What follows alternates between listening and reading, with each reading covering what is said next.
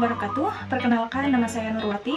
Saya mahasiswa di Universitas Terbuka Pokja Majalengka BPUBJJ Bandung dengan prodi PG PAUD nomor induk mahasiswa 857502106. Di video kali ini saya akan membawakan tentang anak dengan perkembangan non-normatif.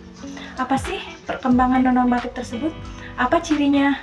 Apa faktor yang mempengaruhinya? Bagaimana cara mengidentifikasinya? Dan tips untuk memberikan pengajaran pada anak dengan perkembangan non-normatif. Apa sih non-normatif itu? Non-normatif adalah suatu keadaan yang menimbulkan efek sangat besar atau luas bagi kehidupan individu atau anak.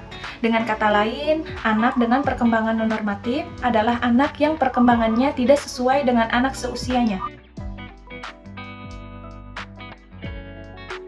Bagaimanakah ciri-ciri anak dengan perkembangan non-normatif itu?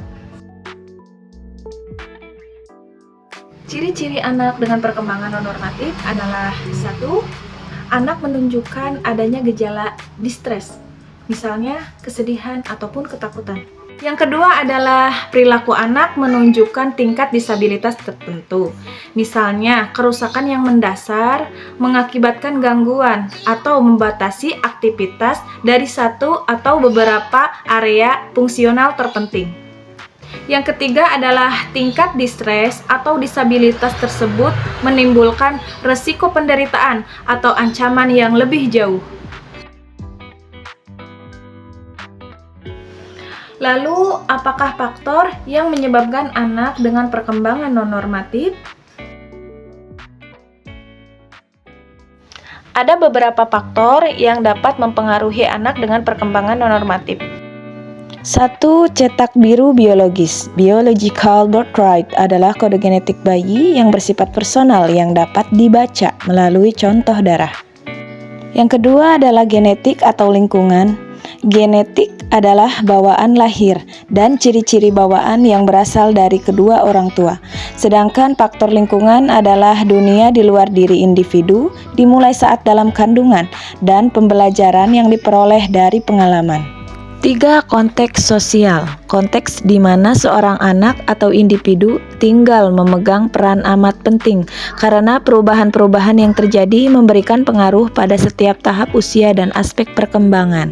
Lalu bagaimanakah orang tua atau guru mengidentifikasikan bahwa anak tersebut mengalami perkembangan non-normatif? Bagaimana mereka dapat melakukan deteksi awal? Hal apakah yang harus dilakukan? 1. Dengan wawancara. Wawancara adalah cara yang paling sering banyak dilakukan untuk mengidentifikasi dan mengumpulkan data apakah anak tersebut mengalami perkembangan normatif atau perkembangan non-normatif. Wawancara bisa kita lakukan kepada anak yang bersangkutan, orang tua, pengasuh, atau orang-orang yang terdekat dengannya.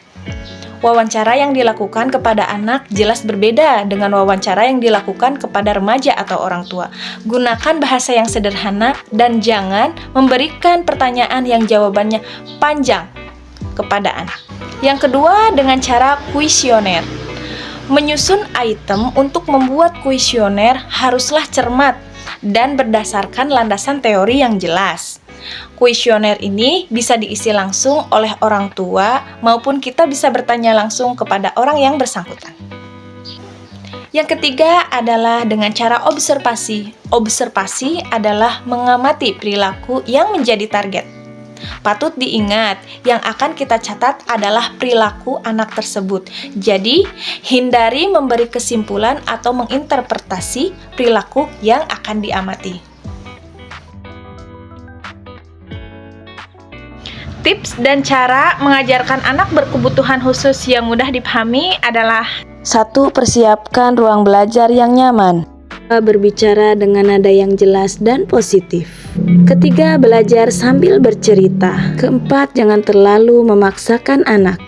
Kelima, ajarkan anak audiovisual. Dan yang terakhir, biasakan mengajar dengan efisien. Sekian video yang bisa saya sampaikan. Semoga video ini bermanfaat. Akhir kata, wassalamualaikum warahmatullahi wabarakatuh.